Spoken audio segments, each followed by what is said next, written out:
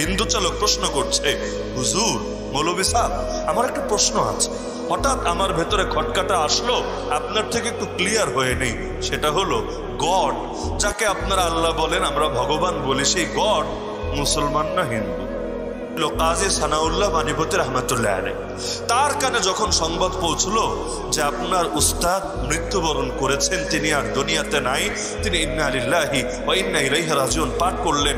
কিন্তু ওই যুগে তো আর বিমান ছিল না, আর হেলিকপ্টার ছিল না, এত সহজে যাতায়াতের ব্যবস্থাও ছিল না।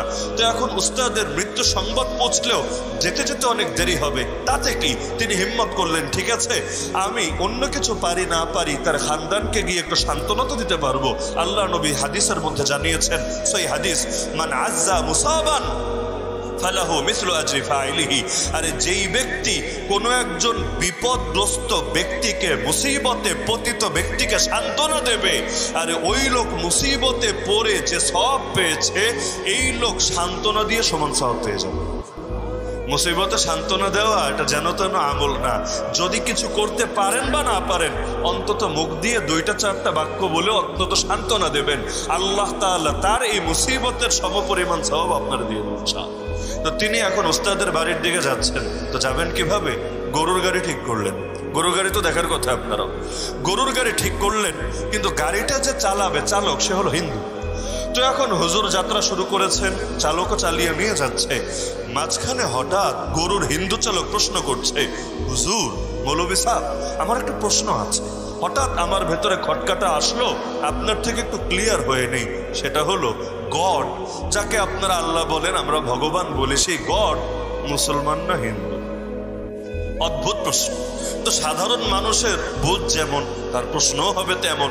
এখন ঝাড়ি একটা মেরে বসিয়ে দেওয়া যায়, চুপ থাক, এসব আলতু ফালতু প্রশ্ন করবি না।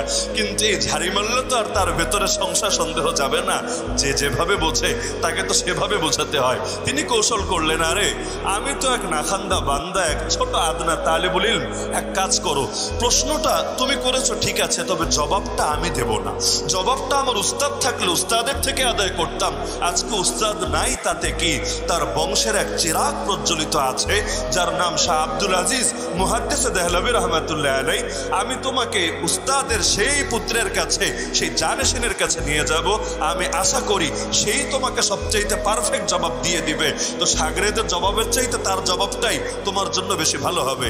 সে বলল, ঠিক আছে, বড় হুজুর যদি আমার জবাব দেয় আরো ভালো, তবে আমার জবাবটা লাগবে যে আপনাদের আল্লাহকে হিন্দু নাকি মুসলমান। নিয়ে গেল।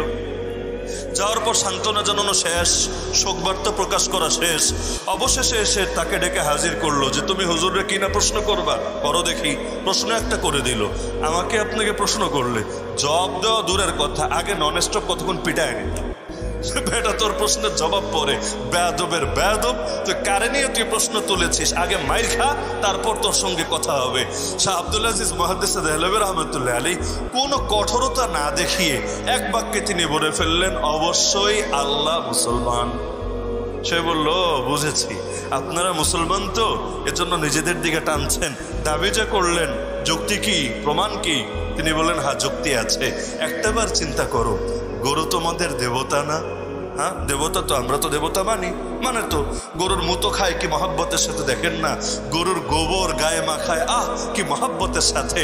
দৃশ্যগুলো দেখলেও তো মানে ভেতরে আলাদা একটা পরিস্থিতির সৃষ্টি হয়। তিনি বললেন, এই যে তোমরা গরুরে দেবতা মানো, একটাবার তোমরা চিন্তা করো, এই গরুরে মুসলমান কিভাবে জবাই দিয়ে খেয়ে ফেলে, তো খুব টেস্ট করে, স্বাদ করে, বিভিন্ন রকম রেসিপি তৈরি করে খেয়ে ফেলে। শুধু মুসলমান খায় তা না, বাঘেও খায়, সিংহতেও খায়, হায়নাও খায়, আরে চান্স পাইলে কুত্তাও খায়।